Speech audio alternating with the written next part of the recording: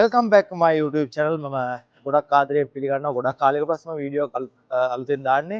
දැන් මම වැඩ කරන්නේ කොරියාවේ ත්‍රිවිධ තැන් වල වැඩ කරලා දැන් මම වැඩ කරන්නේ ඌරු ෆාම් එකක. එහෙම නැත්නම් සූකර ෆාම් එක සූකර පාලනය කරන තැනක. ඉතින් මම මෙතින් නම් වීඩියෝස් එක දිගටම අරන් යන්න බලාපොරොත්තු වෙනවා.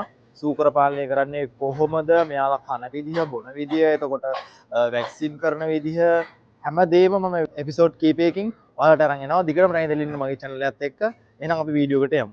පළවෙනි එපිසෝඩ් එකෙන් අපි කතා කරමු මේ කූඩු සකස් කරලා තියෙන විදිහ, කොහොමද සැලැස්ම කියන එක අපි මුලින්ම මේ වීඩියෝ එකෙන් කතා කරමු. මෙතනින් තමයි අපි කූඩු වලට ඇතුළට යන්නේ. ඇතුළට යනකොට මෙතන තියෙනවා ටෙම්පරේචර් එක කීයද කියලා වැටලා තියෙනවා කූඩු දෙකේ. ඒ වගේ සාමාන්‍යයෙන් අපි ටෙම්පරේචර් එක අපි ඉස්සරහ වීඩියෝස් වලින් අපි කතා කරමු. මෙතන තියෙනවා සුදොක්ක එහෙම නැත්නම් විස බීජ හරණය. මේ විදිහට මෙතන විස බීජ හරණය කරගෙන ඇතුළට යන්න ඕනි. විශේෂයෙන්ම කියන්න ඕනි මේ විදිහේ ඇඳුමක් පළඳින්න දෙනවා. ඒක අනිවාර්යෙන් පළඳින්න ඕනේ නැත්නම් විස බීජ පිටින් එන විස බීජ ඇතුළට යන්න ඉඩකඩ තියෙන හින්දා. මේ විදිහට තමයි කුඩු සකස් කරලා තියෙන්නේ. කුඩු දෙකක් මැදින් මේ විදිහට දොරක් දාලා එහෙට මෙහෙට යන්න පුළුවන් විදිහට තියෙනවා. එතකොට මෙතනිනුත් දොරක් තියෙනවා. අනිත් කුඩුවේ මැදිනුත් තියෙනවා. ඒ වගේම මෙතනිනුත් තව දොරක් සම්බන්ධ කරලා තියෙනවා. ඉතින් මේ කුඩුවක සාමාන්‍යයෙන් සත්තු 70ක් 80ක් අතර ප්‍රමාණයක් දාලා තියෙනවා. ඒ වගේම කෑම බකට් 1 2යි 3යි 4යි 5යි පහක් වගේ මේ කුඩු දෙකකට සම්බන්ධ කරලා තියෙනවා. ඉතින් මේ තියෙන කෑම බකට් මැද තියෙන්නේ කෑම කන පිටාන දෙපැත්තේ තියෙන වතුර දාලා තියෙනවා. ඉතින් නිතරම මෙයාලට පැය 24ම කෑම සහ වතුර මෙයාලට තියෙන ඕන වෙලාවක කනලා දීලා රෙස්ට් එක ගන්න මේ වගේ රෙස්ට් ඒරියා එකක් තියෙනවා. මේ උඩ තියෙන්නේ කෑම ඒරියා එක. අර තියෙන්නේ රෙස්ට් කරන තැන. ඉතින් මේ වෙලාව සාමාන්‍යයෙන් හවස 3 විතර වගේ මෙයාලා ඇක්ටිව් ඉන්න වෙලාව මේ වෙලාව. ගොඩක් වෙලාවට දවල්ට වගේ යාලා කෑම කාලා නිදා ගන්නවා. මේ වෙලාවට හැරලා හෙට දැන් දුවන කනිනවා. ඇක්ටිව් ඉන්නේ මේ වෙලාවට.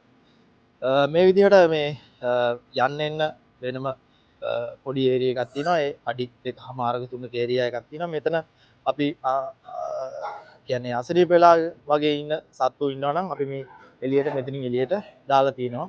මේ ඒරියා එකක් තමයි මේ මේක. එතකොට අපි සත්තු පසන්දි පටවන්න ලොරි වලට පටවගෙන යනකොටත් මේ ඒරියා එකෙන් පටවනකොට වගේම සත්තු අරන් එනකොටත් මෙන්න මේ ඒරියා එකෙන් තමයි අරගෙන යන්න තියෙන්නේ.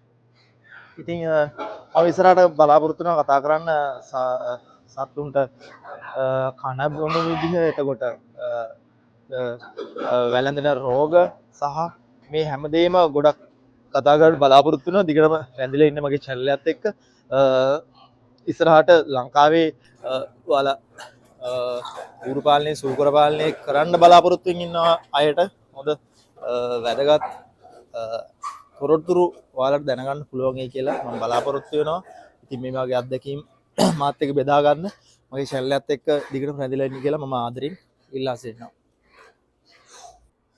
පිටින් බැලුවම මෙන්න මේ විදිහට තමයි කුඩු තියෙන්නේ.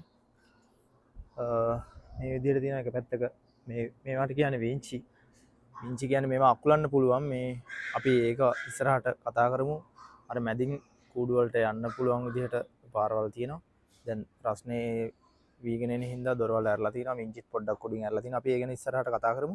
විශේෂයෙන්ම කියන්න ඕනේ මේ ෆාම් එකක් සූකර ෆාම් එකක් තියෙනවා නම් කොරියාවේ ඒක සාමාන්‍යයෙන් තියෙන්නේ ජනගහනය පොඩ්ඩක් අඩු පළාත්වල, විශේෂයෙන්ම ගඳ එහෙම හින්දා ළඟ ගෙවල් දොරවල් තියෙනවා නම් ෆාම් ගොඩක් ගෙවල් දොරවල් තියෙන තැන්වල ෆාම් තියෙන තැන් ගොඩක් අඩුයි. ඉතින් මේ තියෙන්නේ අපේ ෆාම් එකේ තියෙන ප්‍රදේශයේ මේ හරිය ගෙවල් දොරවල් ගොඩක් අඩුයි. ගොඩක් තියෙන්නේ ෆිනිල් හවුස්. මම වැඩ කරන්නේ මේ මස් සඳහා ඇති කරන සූකර පාලනය කරන තැන ගොවිපොළක. ඉතින් මේ ඔයාලා සමහර අය දන්නවා ඇති දකුණු කොරියාව කියන්නේ ඌරු මස් සඳහා ගොඩක් ඉල්ලුමක් තියෙන රටක්.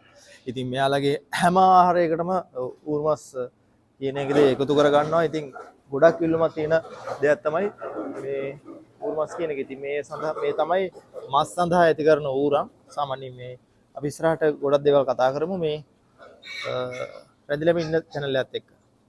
අද මම පළවෙනි වීඩියෝ එකෙන්ම කතා කරේ උරන්ගේ කූඩු සකසලා තියෙන විදිහ සහ කූඩු සැලැස්ම ගැන. ඊළඟ වීඩියෝ එකෙන් අපි කතා කරමු කෑම දෙන්නේ කොහොමද, මෙයාලා කන ප්‍රමාණය. පොඩ්ඩක් දිග වෙයි වීඩියෝ එක. අපි ඉස්සරහට එන වීඩියෝ පොඩ්ඩක් දිග වෙයි. මේක පොඩි වීඩියෝක් විතරයි. එහෙනම් දිගටම තනින් ඉඳලා ඉන්න මගේ channel එකත් එක්ක මේ ඊළඟ වීඩියෝ එකෙන් අපි හමු වෙමු.